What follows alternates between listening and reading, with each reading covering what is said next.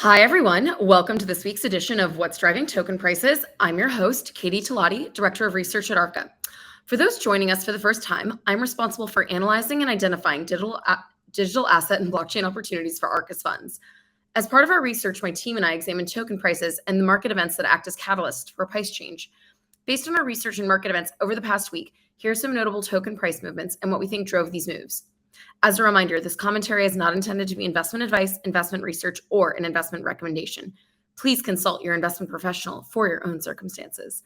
All right, guys, we are jumping into a new week here.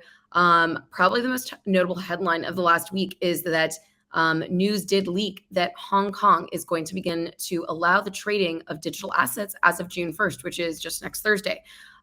So there are some restrictions to this. Assets have to be listed for at least 1 year elsewhere. So that means like no new issues can be listed on these exchanges.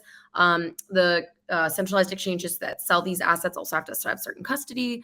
And then the other thing that's notable is that the asset that is listed has to be included in 2 indices. So really right now we're looking at really large cap assets, kind of like Bitcoin and Ethereum.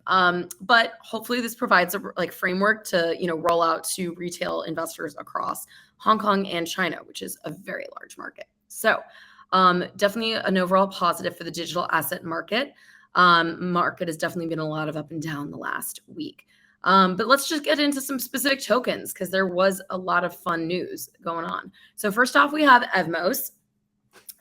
So EVMOS is a Cosmos-based chain focused on kind of providing EVM support on Cosmos.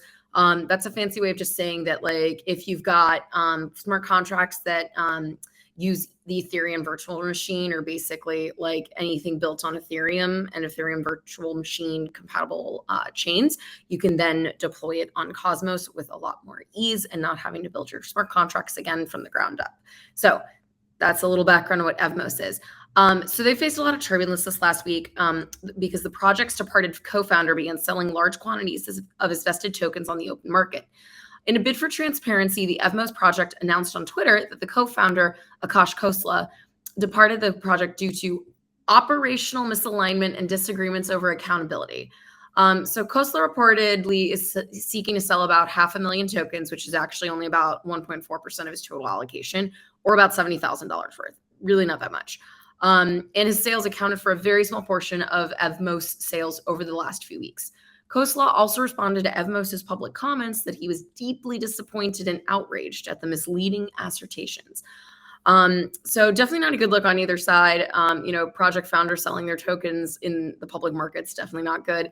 EVMOS did say that they're going to seek to buy back the tokens and put them into their treasury. We'll see how that goes. Doesn't sound like he was really selling all that much worth. But EVMOS really cratered on this, and a lot of people think that its poor performance over the last few weeks has been due to these token sales. It is down 17% for the week. All right, next we got Dash. Dash is a legacy privacy-focused payments blockchain, if you've never heard of them. Again, definitely one of the older blockchains out there. They actually suffered a network outage earlier this week after undergoing a hard fork. So the network was paused and developers were working to fix the issue. The network did resume block production yesterday, but it was paused for almost 2 days, which was pretty significant if you think about it.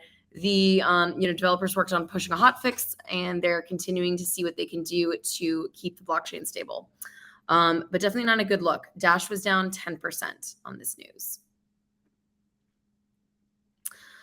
All right, Filecoin. So last week, the SEC announced that decentralized storage blockchain Filecoin met the definition of a security. The SEC also used FIL's newly appointed token status to request Grayscale withdraw its registration statement for the Filecoin Trust.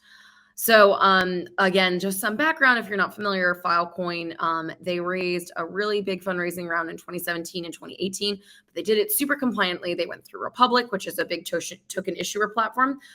They only sold to VCs, but they raised a lot of money. They finally launched, I believe, in 2021. And that's kind of when the token started trading. Now, Grayscale, on the other hand, as we know, they have spun up a lot of different trusts where they basically take investor money and they will buy assets and then keep them in the fund on your behalf. So it takes care of the custody and the access to digital assets for a lot of retail investors that meet the definition of accredited investors. Now, The Grayscale trusts, there's one for Bitcoin and Ethereum, very famously, both are trading below NAV right now. And then they've also spun up additional trusts for other assets that they think there's investor appetite for. So they have an Ethereum Classic Trust, they have a Ripple Trust, I believe, and they also have a Filecoin Trust. So basically, a lot of people were kind of like, this is a weird asset to go after because, first of all, they conducted their sales super compliantly, and second, Filecoin is actually a proof of work network. And generally the tokens they've gone after claiming to be securities in the past have been more on the proof of stake side of things, or even on the more like, hey, this is just, it looks like, they have some sort of mechanism that makes it look like a security. So it's really, definitely got some broad implications. First, because of this, put a proof of network up, the proof of network token potentially being deemed a security token when in the past it's been considered a straight utility. And then the second thing, obviously, is just these, this fundraising offering, which was conducted within kind of the rules of private offering for accredited investors. So yeah, no other news out on this or how Grayscale will respond, but this has definitely been an interesting headline to follow. So with that, Filecoin is actually down 3.7% for the week. All right, last up we have Ripple.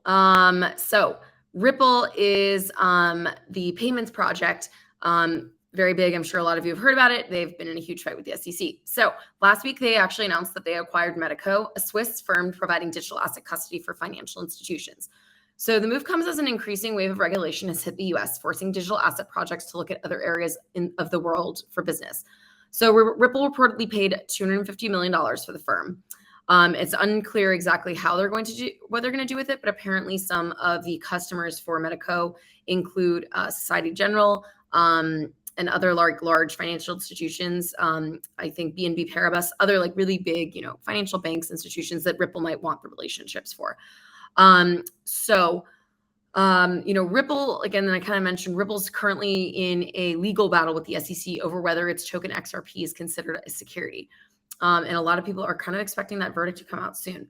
So Ripple did definitely rally kind of late last week based on this acquisition and potential rumors of the court verdict out soon on them. But with the market whipsawing back and forth, they're only up 70 bips for the week. All right, guys. Thanks for joining. I hope you enjoyed our insights. Tune in here again next Wednesday at 1 p.m. Pacific to hear what's driving token prices.